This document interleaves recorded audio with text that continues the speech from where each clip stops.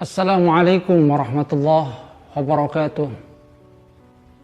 Alhamdulillah, wassalatu wassalamu ala rasulillah wa ala alihi wa sahbihi wa wala. La hawla wa la quwata illa billah.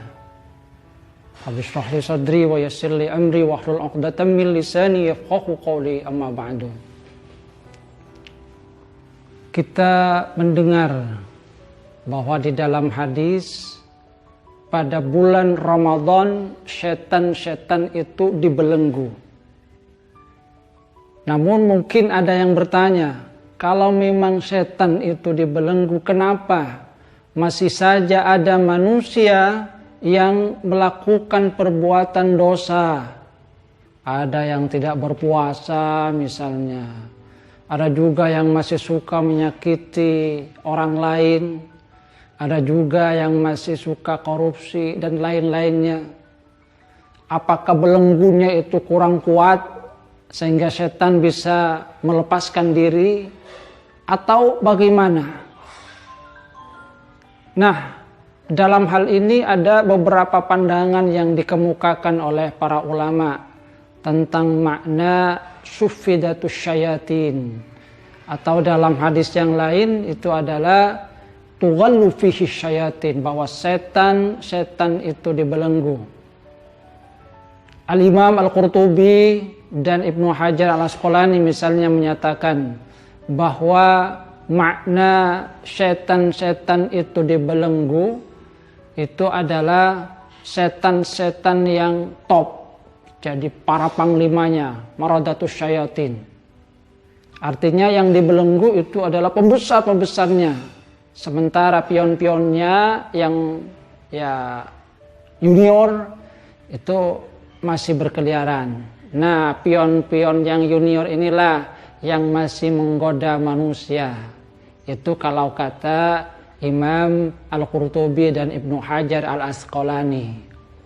Namun ada juga ulama yang menyatakan bahwa makna suffidatis syayatin, bahwa tughallu fihi syayatin, setan-setan itu dibelenggu, itu adalah makna majazi.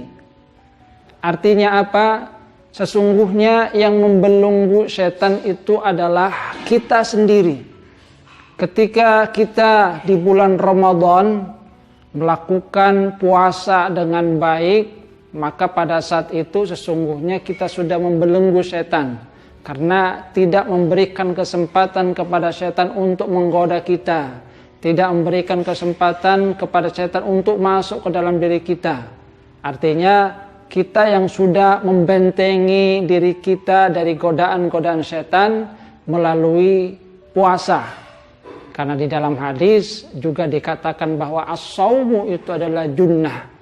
Puasa itu adalah benteng. Sehingga ketika kita berpuasa, kita sudah membentengi diri kita dari godaan setan. Setan itu tidak punya daya apapun kuasa untuk menggoda kita lagi. Jadi ini yang kedua, ada yang memaknai secara majazi. Artinya kalau ada orang yang masih melakukan perbuatan yang tidak baik, maka dalam makna yang kedua ini puasanya memang kurang dihayati dengan sungguh-sungguh. Puasanya mungkin misalnya tidak karena Allah Subhanahu wa ta'ala, dia memang juga tidak berusaha untuk memperbaiki keadaan pada dirinya, sehingga setan itu masih punya kesempatan untuk menggoda dirinya. Namun ada juga yang memberikan makna bahwa maknanya itu memang adalah hakiki. Setan itu dibelenggu.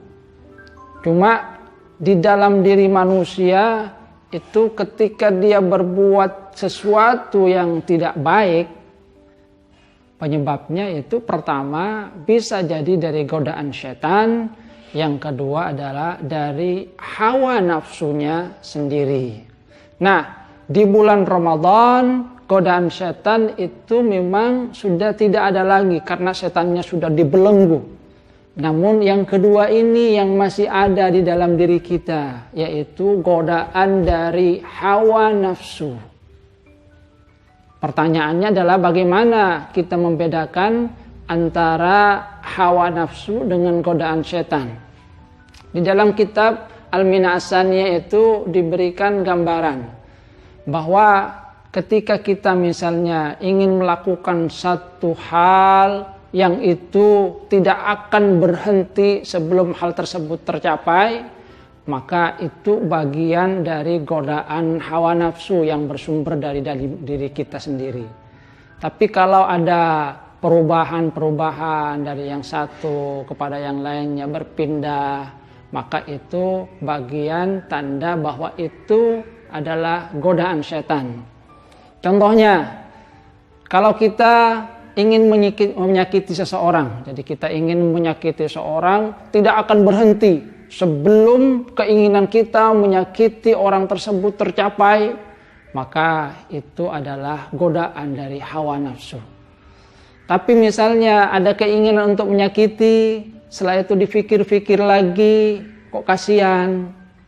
Ada keinginan untuk berhenti, besoknya datang lagi keinginan untuk menyakiti itu, berhenti lagi, kemudian pikir ya sudah sama orang lain saja, tidak kepada orang yang tadi, maka itu adalah bagian dari godaan setan.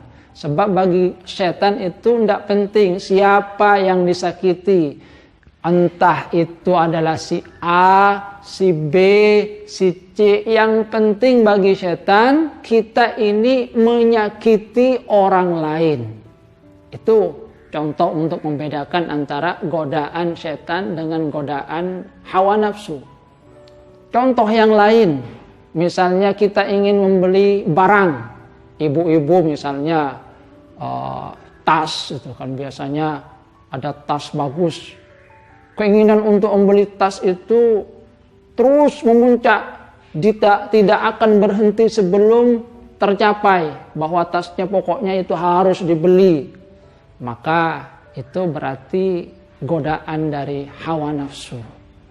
Tapi kalau misalnya ingin membeli tas itu, setelah itu mikir, kok mahal ya? Sudahlah, beli yang lain itu kan lebih banyak bisa dicapai itu. Kalau yang mahal itu mungkin hanya satu, jadi satu yang didapat. Tapi kalau beli yang lain itu kan mungkin bisa sampai 3, sampai 4. Maka itu bagian dari godaan setan. Kenapa? Karena bagi setan tidak penting apakah tasnya itu yang mahal ataukah yang murah. Yang penting uangnya itu habis dalam sesuatu yang kurang bermanfaat. Contoh yang lain, korupsi misalnya. Ingin korupsi bisanya mungkin ada kesempatan untuk korupsi 1 miliar. Kemudian berpikir 1 miliar kok terlalu besar ini ya. Sudahlah, jangan 1 miliar, 1 juta saja. Atau kemudian berpikir lagi, 1 juta ini.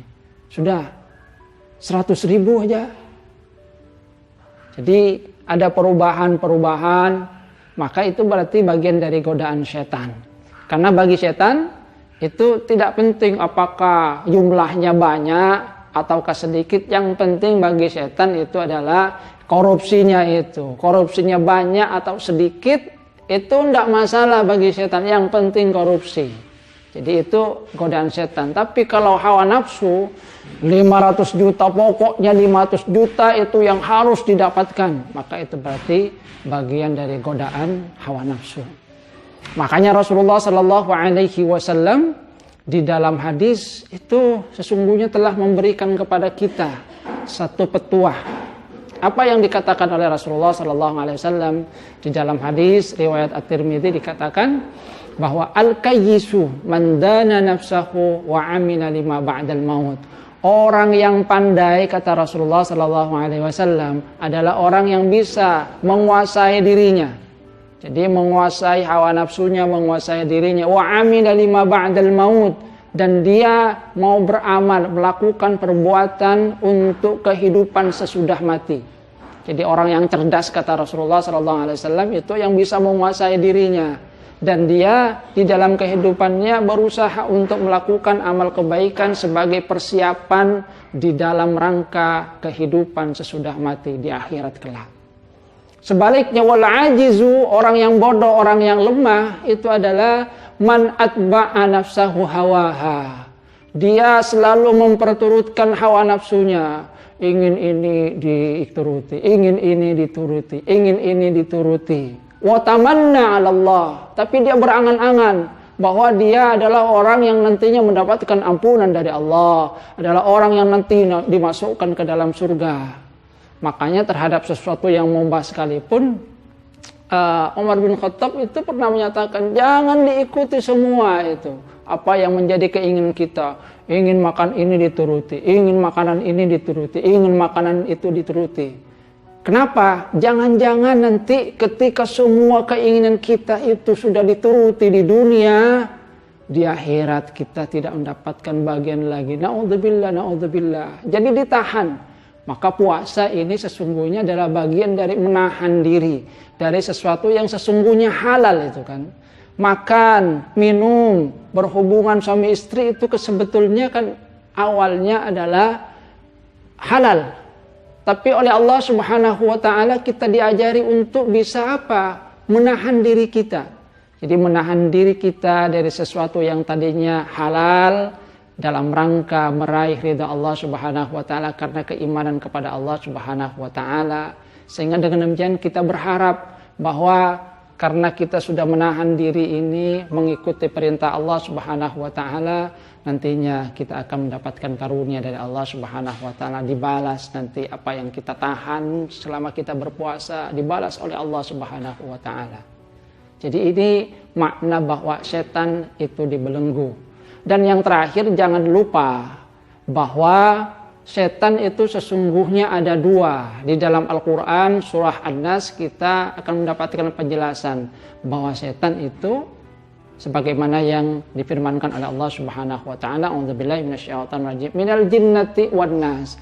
Ada yang berasal dari golongan jin, ada yang berasal dari golongan manusia. Nah, yang golongan jin inilah yang dibelenggu di bulan Ramadan, yang tidak tampak, yang tidak kita lihat. Tapi kalau yang dari golongan manusia ini masih berkeliaran ke sana kemari. Dan yang berasal dari manusia ini sesungguhnya yang lebih bahaya daripada yang berasal dari jin. Kenapa? Kalau jin itu ya di bulan Ramadan dibelenggu. Kalau jin misalnya kita bacakan ayat-ayat Al-Quran itu lari. Ketika adzan itu kan digambarkan bahwa setan itu lari. Tapi kalau yang dari manusia itu, baca Yasin, baca Qiyah, dibacakan Yasin, baca juga, dibacakan doa, baca juga, kita sembuh, balik nyembur.